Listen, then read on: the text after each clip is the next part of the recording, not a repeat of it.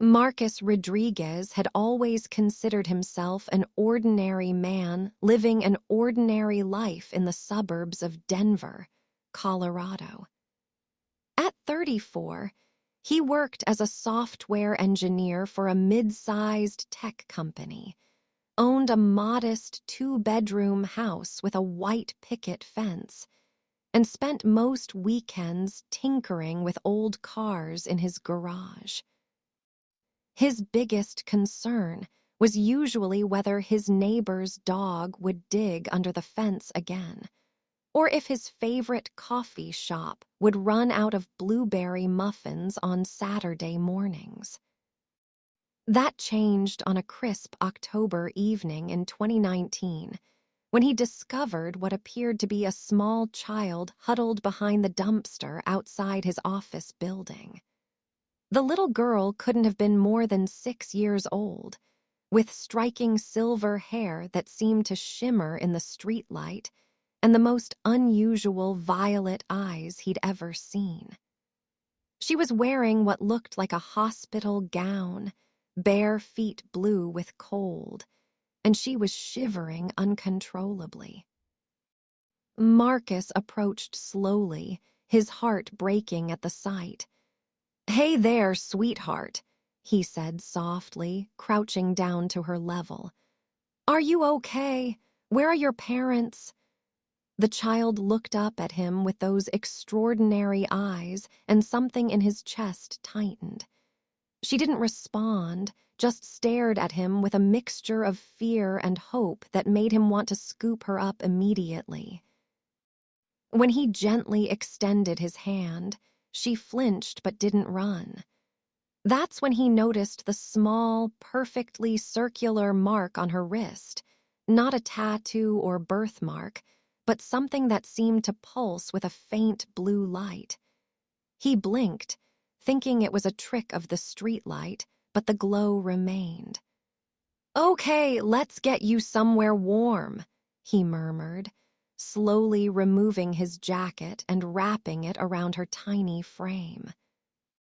The local hospital was his first stop, but the experience there was bizarre. The doctors ran every test they could think of, but the results were impossible. The child's blood work showed elements that didn't exist on the periodic table. Her bone density was 3 times that of a normal human child, yet she weighed half what she should. Most disturbing of all, X-rays revealed what appeared to be a second heart, smaller than the first and positioned near her spine. Dr. Patricia Williams, the pediatrician on duty, pulled Marcus aside after the 3rd day of tests. "Mr. Rodriguez, I've been practicing medicine for 25 years, and I've never seen anything like this. Physically, she appears to be a perfectly healthy 6-year-old girl, but these test results..." She trailed off, shaking her head. "The state is going to want to place her in the system, but honestly, I'm not sure any foster family would know how to handle her unique circumstances." The child, who they'd been calling Luna because she seemed most comfortable during the night hours, had yet to speak a single word. She communicated through gestures and expressions, and she had an uncanny ability to understand exactly what people were thinking. Marcus had noticed that she would hand him items before he asked for them, or move away from areas just before someone entered. It was as if she could sense intentions and emotions. Child Protective Services arrived on day 4, led by a stern woman named Janet Morrison, who had clearly seen everything the system had to offer. She took one look at Luna's test results, and Marcus could see the calculation in her eyes. This child would be a problem, too unusual for a normal placement, too extraordinary for anyone to want to deal with long-term. "Mr. Rodriguez," Janet said, her voice carrying the weight of bureaucratic exhaustion. You've been very kind to stay with her during all this, but we need to find appropriate placement. Given her special needs, it might take some time. The way she said special needs made it clear she was struggling with how to categorize Luna at all. That night, as Marcus sat beside Luna's hospital bed, she did something that changed everything.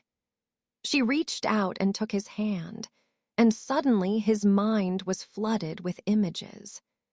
He saw a world with 2 purple moons hanging in a green sky, cities that floated among the clouds, and beings that looked remarkably like humans, but with that same silver hair and violet eyes that Luna possessed. He saw her being torn from someone who was clearly her mother, placed in some kind of transport vessel, and then nothing but darkness and cold until she found herself on Earth. When the vision ended, Luna was looking directly into his eyes, and for the first time since he'd found her, she spoke.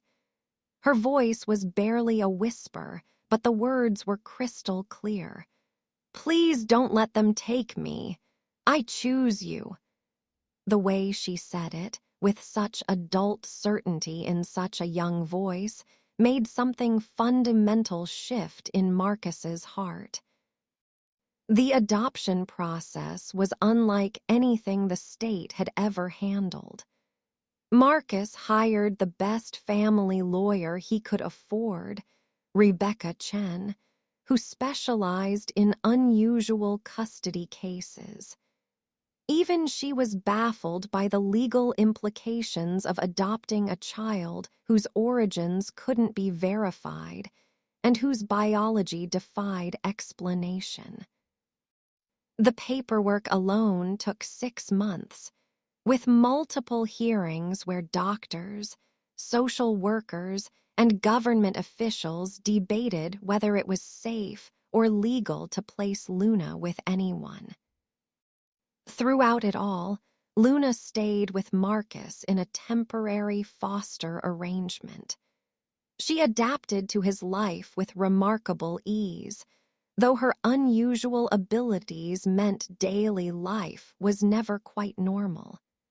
She could predict weather changes days in advance, always knew when the phone was going to ring, and had an intuitive understanding of technology that amazed Marcus. She could fix his computer problems with a touch, make his car run more efficiently just by riding in it, and somehow made his houseplants grow at an accelerated rate. The neighbors began to notice the oddities, but Marcus had developed a cover story about Luna being from a remote part of Eastern Europe where certain genetic traits were common. Most people accepted this explanation, especially since Luna was such a sweet, well-behaved child. She attended the local elementary school, where she excelled academically but struggled socially. Her abilities made it difficult to relate to other children, and she seemed most comfortable with adults. Dr. Elena Vasquez, Luna's school counselor, became another ally in their unconventional family unit. She recognized that Luna was extraordinarily gifted and worked with Marcus to develop strategies for helping her navigate social situations. "She's remarkably mature for her age," Dr. Vasquez observed during one of their monthly meetings. "It's almost as if she's had to grow up too fast, but there's also something timeless about her. She has an old soul." By Luna's 8th birthday, they had settled into a comfortable routine. Marcus had modified his work schedule to be more present for her needs, and Luna had learned to control her more obvious abilities around others. She still glowed faintly when she was very happy or upset, but she'd learned to hide it under clothing or by controlling her emotions. The second heart showed up on school physicals, but Marcus had worked with Dr. Williams to create medical records indicating it was a rare but benign congenital condition. Their life wasn't perfect, but it was theirs.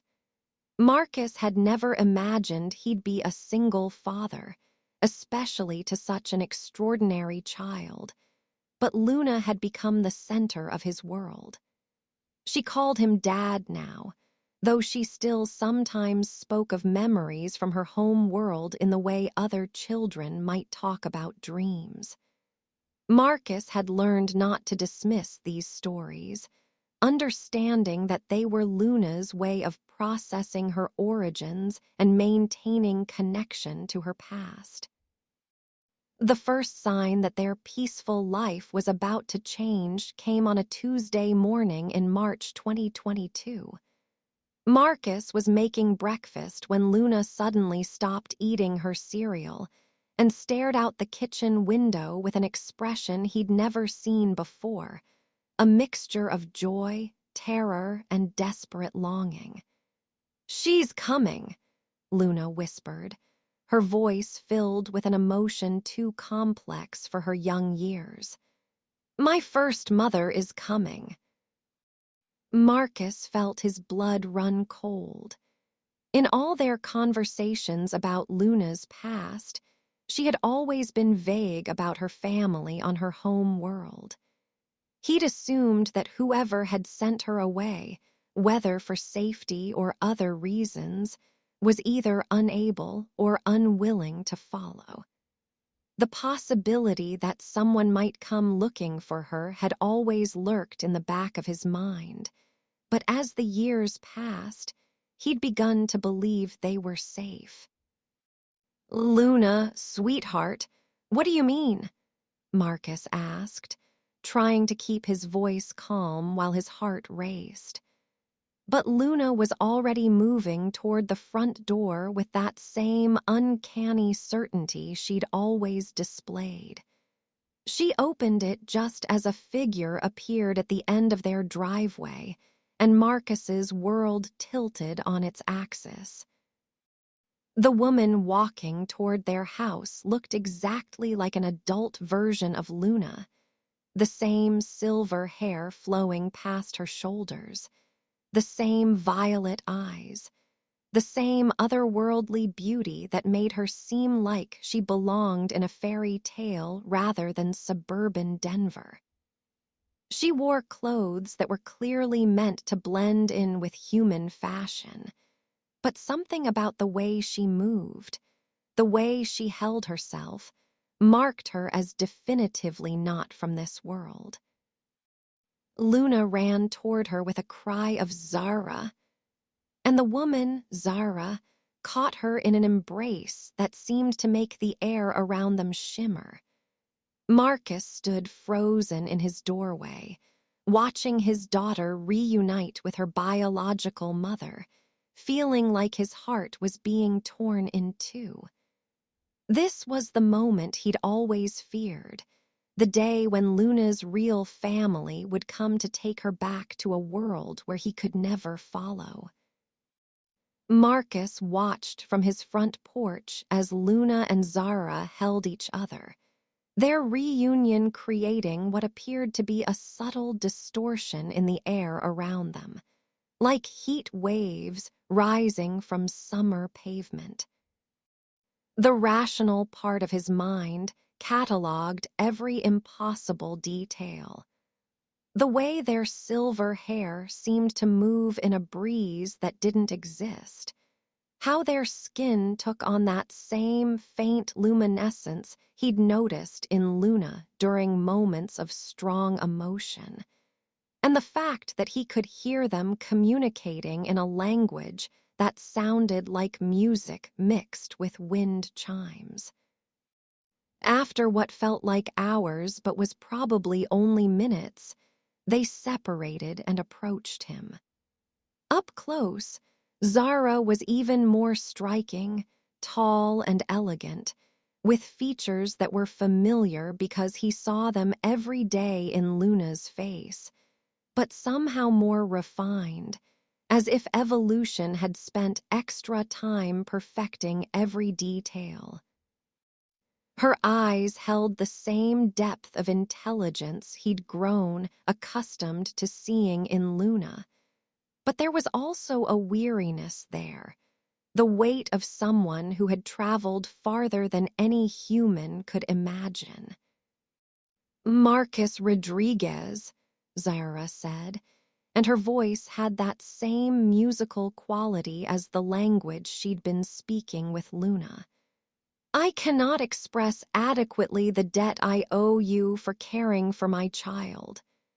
Her English was perfect, but there was something about her intonation that marked it as a learned language rather than a native tongue. "She's my daughter, too," Marcus replied, the words coming out more defensively than he'd intended. He saw Luna look between them, her expression troubled, and immediately softened his tone. "I mean, I've been her father for 3 years now. She's part of my family." Zara studied him with those violet eyes, and Marcus had the unsettling feeling that she was seeing much more than his physical appearance. "Yes," she said finally. "I can see the bond between you. It is strong and it is real. This complicates matters considerably." Luna stepped forward, taking one of Marcus's hands and one of Zara's, forming a triangle between the three of them. "I don't want to choose," she said, her voice carrying a maturity that still sometimes caught Marcus off guard. "I love you both. Can't we all be together?" The question hung in the air between them, and Marcus realized that his biggest fear, that Zara would take Luna away, might not be the actual problem they were facing. The way Zara was looking at him, studying his house, observing the neighborhood, suggested she wasn't here to kidnap Luna back to her home world. But what she was here for remained unclear. "Perhaps we should continue this conversation inside," Zara suggested, glancing around at the neighbors who were beginning to emerge from their houses for their morning routines. Mrs. Patterson from across the street was already making a show of checking her mailbox while obviously trying to get a better look at their unusual visitor. Inside, seated around Marcus's kitchen table with cups of coffee that Zara politely declined, the full story began to emerge. Luna's home world, which she called Zirian, had been facing a crisis that threatened their entire civilization. The planet's core was destabilizing, creating environmental disasters that made large portions of their world uninhabitable. In desperation, their government had begun evacuating children to other worlds, hoping to preserve their species even if their planet couldn't be saved. Luna was part of the first wave of evacuees, Zara explained, her voice heavy with remembered grief. "The selection was random. We had no choice in the matter, no time for proper goodbyes. One day she was there, the next she was gone, sent to a world we knew almost nothing about." Tears that looked like liquid starlight gathered in her eyes. "I have spent every moment since then trying to find a way to follow her." Marcus felt his throat tighten. He'd always known Luna's arrival on Earth hadn't been voluntary, but hearing the pain in Zara's voice made the reality of their separation more visceral. "How did you find her?" he asked. "It took nearly 2 years to develop the technology necessary for interplanetary travel at this distance," Zara replied, absently stroking Luna's hair as their daughter leaned against her side. "Even then, I could only create a one-way passage. I gave up everything, my home, my career, my entire life, for the chance to be with her again." The implication hit Marcus like a physical blow. "You can't go back." "No," Zara confirmed. "I am here permanently, which is why I hoped we might discuss the possibility of sharing Luna's care. I understand that she is legally your daughter according to Earth laws, and I can see that you love her deeply. But I am her biological mother, and I have knowledge of her heritage and abilities that she will need as she grows older." Luna looked up at Marcus with an expression that broke his heart. Hope mixed with worry, love mixed with fear of disappointment. "Dad, Zara could live with us, couldn't she? We have that extra bedroom upstairs." The practical challenges raced through Marcus's mind. How do you explain to neighbors, to Luna's school, to government officials, that an alien woman is now living in your house and co-parenting your adopted daughter? How do you handle medical emergencies or legal situations when one of your household members doesn't technically exist according to any human documentation? But looking at Luna's face, seeing how complete she seemed with both of them there, Marcus realized that the practical challenges were secondary to what was best for his daughter. "It won't be easy," he said slowly. "We'll need to create an identity for you, figure out how to explain your presence to everyone in our lives, and we'll need to establish some ground rules about parenting decisions and household management." Zara's expression shifted to one of surprised relief. "You would consider this arrangement, even though it would complicate your life considerably." "Luna is the most important thing in my life," Marcus replied. "If having you here makes her happier and more complete, then we'll figure out how to make it work." He paused, looking directly at Zara. "But I need to know that you're committed to this long term. Luna has already been through one major separation from a parent figure. I won't let her go through that again." "I have given up everything to be here," Zara said simply. "I have nowhere else to go, and nothing else I want more than to be part of my daughter's life. If you are willing to share that privilege with me, I will spend every day proving myself worthy of your trust." The next few weeks were a whirlwind of practical arrangements and emotional adjustments. Marcus used his connections in the tech industry to create a plausible background for Zara.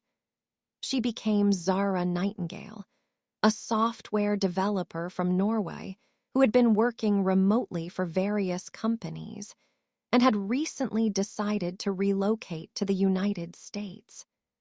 Her unusual appearance was explained by Scandinavian genetics, and her advanced technical skills made the cover story believable.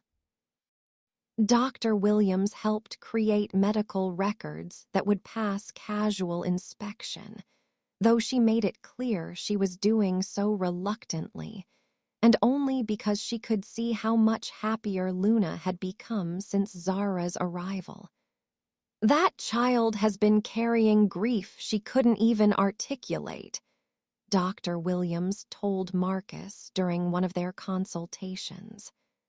Whatever the truth about this woman's origins, Luna clearly recognizes her as family. The adjustment period wasn't without challenges. Zara's understanding of human customs was limited, leading to awkward moments when she would do things like answer the door before the doorbell rang, or fix broken appliances by methods that definitely weren't covered in any manufacturer's warranty. She also had strong opinions about Luna's education and upbringing that didn't always align with Marcus's more conventional approaches. Their first major disagreement came when Luna's teacher, Mrs. Henderson, mentioned that Luna had been helping other students with their math assignments in ways that seemed impossibly advanced for a third grader. Marcus wanted to downplay Luna's abilities to help her fit in better with her peers, while Zara believed they should nurture and develop her gifts regardless of what others might think. She is not a human child, Zara argued during a tense discussion after Luna had gone to bed. Her mind works differently. Her capabilities are beyond what your schools can accommodate. By forcing her to pretend to be less than she is, you are stunting her development. She has to live in this world, Marcus countered. The more she stands out, the more questions people will ask, and the harder it will be to maintain any kind of normal life. I've spent 3 years helping her learn how to blend in. And I have spent my entire life understanding what she truly is, Zara replied, her voice rising slightly before she caught herself and lowered it again. There are aspects of her heritage that she must learn to control, abilities that will manifest whether we prepare her for them or not. Would you rather she discover these things on her own, possibly in public, or would you prefer she learn in a safe environment with proper guidance? Luna's voice from the top of the stairs interrupted their argument. "Please don't fight about me," she said quietly. "I can hear you, and it makes my chest hurt." When they looked up, she was glowing faintly again, the emotional distress causing her alien physiology to respond in ways she couldn't entirely control.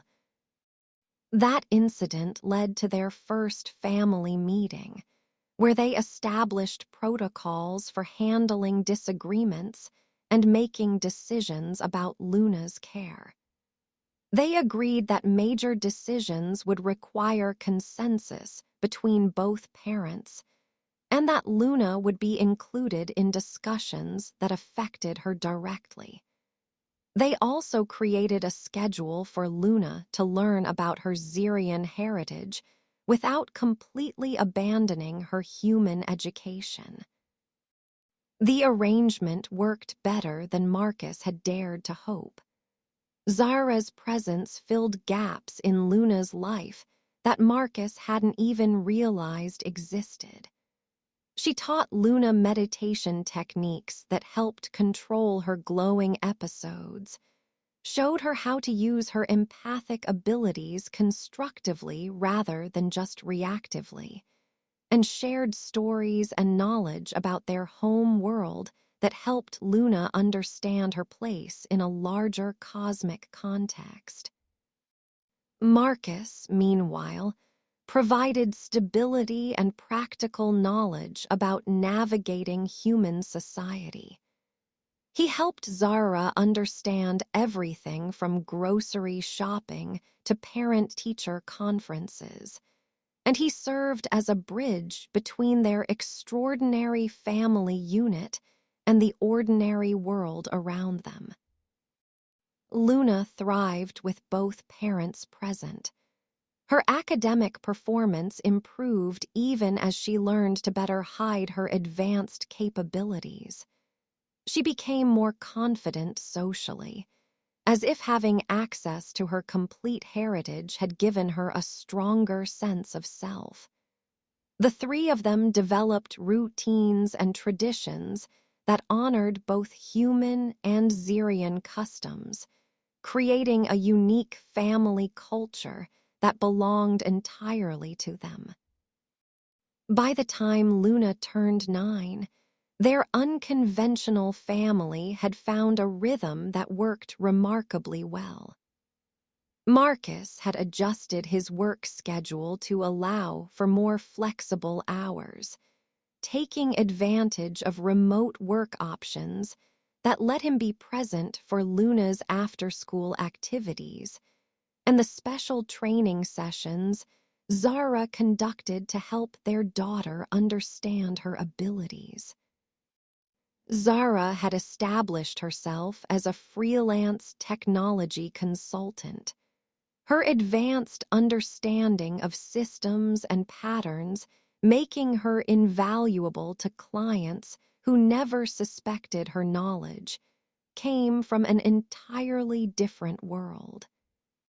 The cover story they'd created had held up under scrutiny from neighbors, school officials, and even a routine visit from a social worker who wanted to check on Luna's welfare. To the outside world, they appeared to be a modern blended family, Marcus as the adoptive father, Zara as his girlfriend who had moved in and taken on a parental role.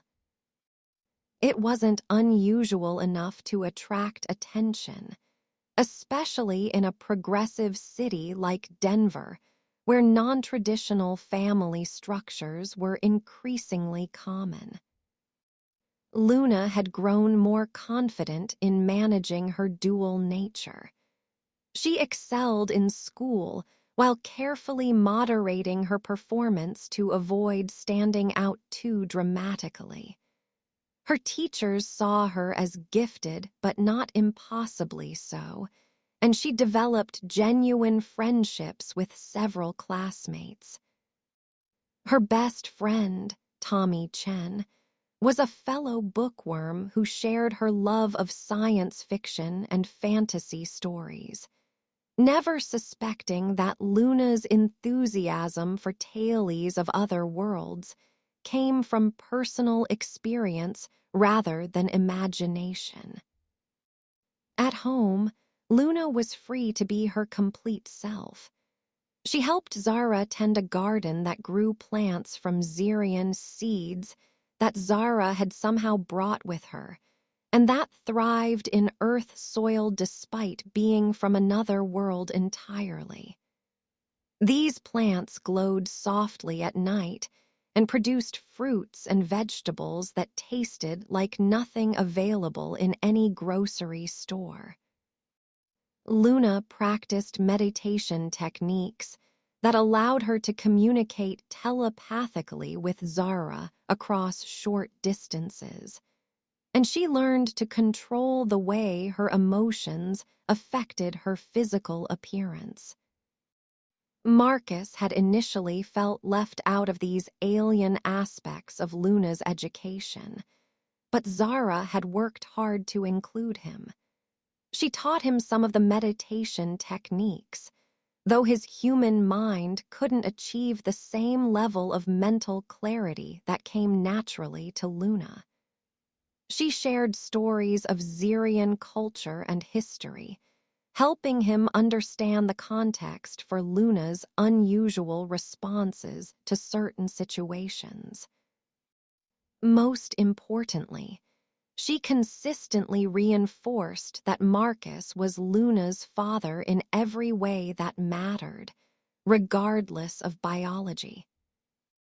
The first real test of their family stability came when Luna's abilities began to manifest in new ways as she approached her 10th birthday.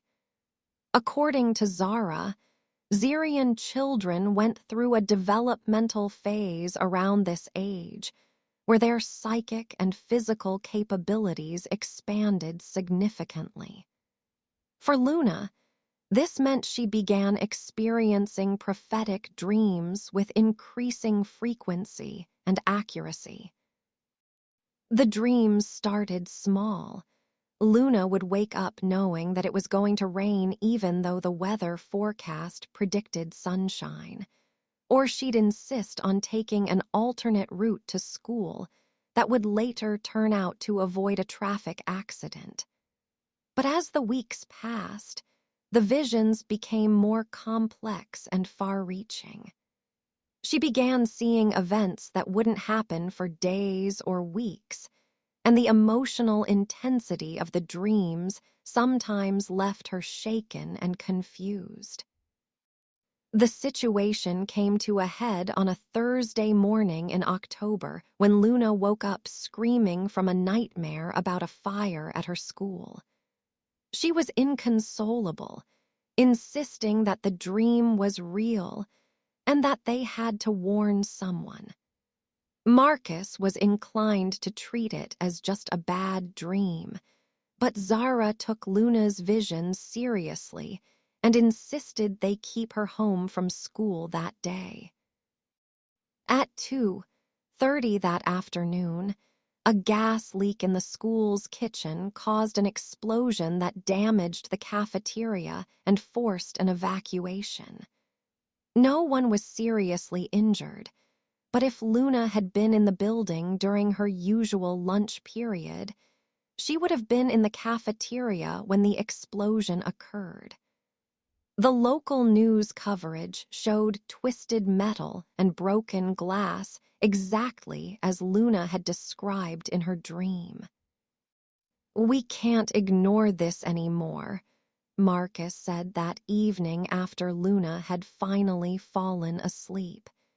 "She's not just unusually intuitive, she's actually seeing the future. How do we handle that? How do we help her cope with knowing things before they happen?"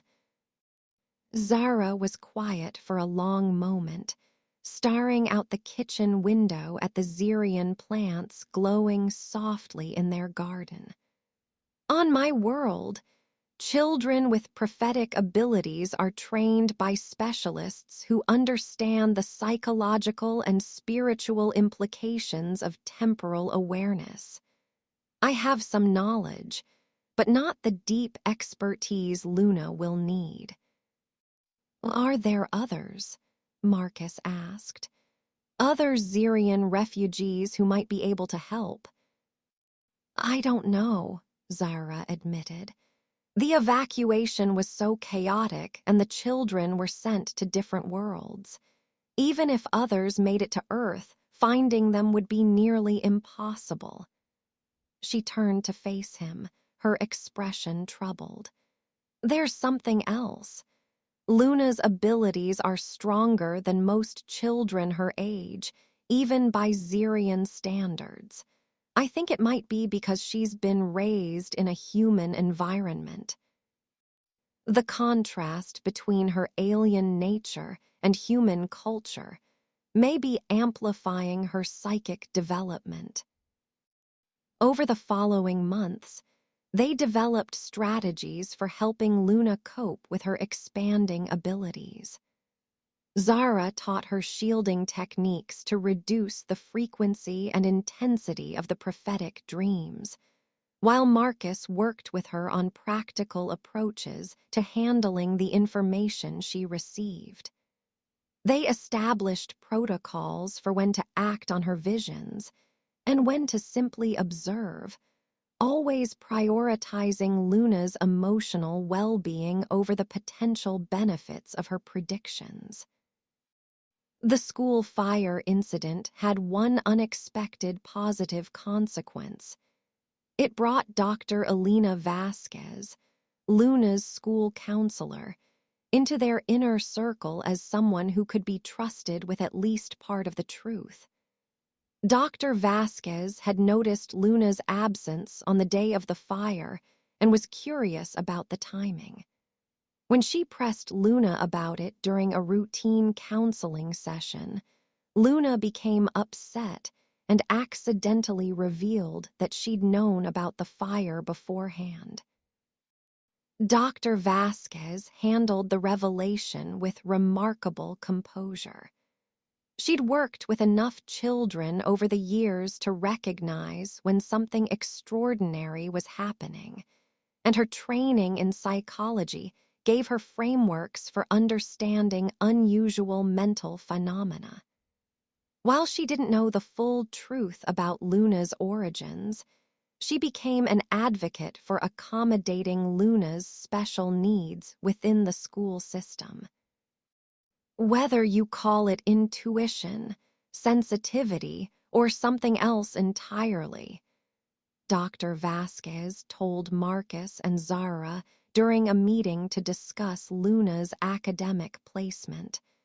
Luna clearly processes information differently than other children. We can work within the system to make sure she gets the support she needs without drawing unwanted attention. The arrangement with Dr. Vasquez proved invaluable when Luna's prophetic abilities led to her preventing a more serious incident 6 months later. She dreamed about a playground accident that would severely injure one of her classmates, and Dr. Vasquez was able to arrange for maintenance to inspect the equipment Luna had seen as dangerous. They found structural weaknesses that could have caused exactly the type of accident Luna had foreseen. As Luna's 10th birthday approached, their family faced a new challenge. Luna had been asking more frequently about Zirian and whether there might be a way to visit her home world. Zara had to explain that not only was travel impossible, but Zirian itself might no longer exist. The last communications she'd received before leaving suggested that the planetary crisis was worsening and that the evacuation program had been suspended. "Are we the only ones left?" Luna asked one evening as they sat together in the living room. She was curled up between Marcus and Zara on the couch, small for her age but with eyes that held wisdom beyond her years. "I don't know, sweetheart," Zara replied honestly. "There may be others scattered across different worlds, but we have no way of knowing for certain." Luna was quiet for a long time, processing this information. Finally, she looked up at both of her parents. "Then we have to make sure I remember everything about Zirian, don't we? So that part of our people doesn't disappear." The weight of that responsibility, preserving an entire culture through one child, was staggering. Marcus felt the familiar mix of pride and protectiveness that Luna always inspired in him, but now it was tinged with a deeper understanding of what her heritage meant, not just to her, but potentially to an entire species. That night, after Luna had gone to bed, Marcus and Zara sat in their kitchen discussing the future. Luna's abilities were continuing to develop. Her questions about her heritage were becoming more sophisticated, and the challenges of maintaining their cover story were becoming more complex as she grew older. "Sometimes I wonder if we're being selfish," Marcus said quietly. "Keeping her here, trying to give her a normal childhood, when she might be capable of so much more." "She is a child," Zara replied firmly. "Regardless of her abilities or her heritage, she deserves to have a childhood.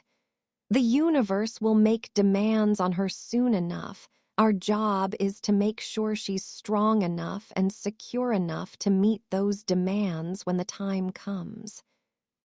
Looking out at their backyard, where the Xerian plants continued their soft nocturnal glow, Marcus realized that their definition of normal had long since departed from anything most families would recognize. But Luna was happy, she was loved, and she was growing into someone who could navigate both worlds with confidence and grace. For now, that felt like enough. Luna's 10th birthday marked the beginning of what Zara called the awakening phase, a period when her Xerian abilities would stabilize and mature into their adult forms. The changes weren't just psychic. Luna began to grow taller at an accelerated rate. Her silver hair developed an even more pronounced luminescent quality, and her violet eyes occasionally flashed with what looked like internal starlight when she was using her abilities intensively. Marcus found himself constantly amazed by his daughter's development. She could now communicate telepathically with Zara across distances of several miles. Her prophetic dreams had become more controllable and specific, and she developed what Zara called technomancy, an intuitive ability to understand and manipulate electronic systems that went far beyond normal computer skills. The technomancy proved both useful and problematic. Luna could diagnose problems with any electronic device by touching it, and she could often repair complex issues through methods that would have baffled any human technician. However, her presence also caused intermittent glitches in nearby electronics when her emotions were running high. The school's computer lab experienced mysterious crashes whenever Luna was upset, and Marcus had learned to keep backup batteries for everything in the house. Their family dynamic had evolved to accommodate Luna's changing needs, while maintaining the facade of normalcy required for their public life. Marcus handled most interactions with school officials, neighbors, and other parents, as his conventional appearance and thoroughly human background made these encounters smoother. Zara focused on Luna's specialized education and abilities training, though she'd also become the family's primary technology troubleshooter, as her advanced knowledge made her invaluable for solving complex problems. The first major test of Luna's maturing abilities came in the spring of her 5th grade year. Tommy Chen, her best friend, had been acting strangely for several weeks, distracted in class, avoiding social activities, and showing signs of stress that worried both Luna and their teachers. When Luna tried to use her empathic abilities to understand what was troubling him, she discovered something that sent her home in tears. Tommy's father is planning to hurt him, Luna told Marcus and Zara that afternoon, her voice shaking with the intensity of what she'd sensed. Not just yelling or grounding, actual hurting. He's scared all the time, and he doesn't know who to tell. Child abuse reporting protocols were complex enough when dealing with human evidence and normal investigation methods. When the primary source of information was an alien child's empathic reading of another student's emotional state, the situation became significantly more complicated. Luna couldn't explain how she knew without revealing abilities that would raise impossible questions. Dr. Vasquez became their ally once again. While she couldn't act directly on Luna's psychic impressions, she could use her position as a school counselor to observe Tommy more closely and look for conventional signs of abuse. Within a week, she documented enough behavioral changes and physical indicators to warrant a formal investigation by Child Protective Services. The investigation revealed that Tommy's father had been physically abusing him for months, triggered by job loss and alcohol problems that had spiraled out of control. Tommy was temporarily placed with his aunt, while his father underwent court-mandated counseling and rehabilitation. Luna's intervention had quite possibly saved her friend from serious injury, but the emotional toll of sensing Tommy's fear and pain had been significant. "I don't want to know when people are hurting," Luna confided to Marcus one evening as they worked together in his garage, a space that had become their primary venue for private conversations. "Sometimes I can't make it stop. Their feelings just pour into my head whether I want them or not." Marcus set down the wrench he'd been using and gave Luna his full attention. At nearly 11, she was tall for her age and growing more strikingly beautiful every day. But moments like this reminded him that underneath her extraordinary abilities, she was still a child trying to understand a complicated world. "Zara told me that learning to control empathic abilities is one of the hardest parts of Zirian development," Marcus said. "It's like learning to swim. At first you feel like you're drowning in everyone else's emotions, but eventually you learn to stay afloat and even enjoy the water." "Did she learn to control it?" Luna asked. "Sometimes I think she feels things so deeply it hurts her." Marcus considered this observation. He'd noticed the same thing. Zara's empathic abilities were clearly much more developed than Luna's, but she seemed to experience others' emotions with an intensity that was sometimes overwhelming. "I think she learned to manage it, but maybe not perfectly. Maybe that's just part of being someone who can feel what others feel." Luna was quiet for a moment, absently using her technomancy to improve the efficiency of Marcus's shop radio. "I've been having dreams about other kids like me," she said finally. "Not prophetic dreams, different dreams, like I'm connected to them somehow." This was the first time Luna had mentioned sensing others of her kind, and Marcus felt his pulse quicken. "What kind of dreams? Can you tell where they are?" "Sort of," Luna replied uncertainly. "It's like voices calling from far away. Some are closer than others. There's one who feels like she might be in California and another who might be in Canada.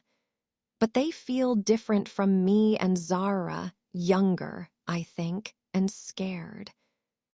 That evening, Marcus and Zara had a long discussion about the implications of Luna's new dreams. If there were other Zirian children on Earth, they might need help adapting to their abilities and understanding their heritage.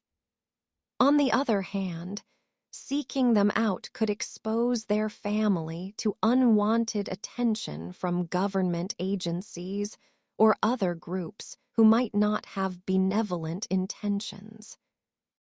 We have to try to help them, Zyra said firmly.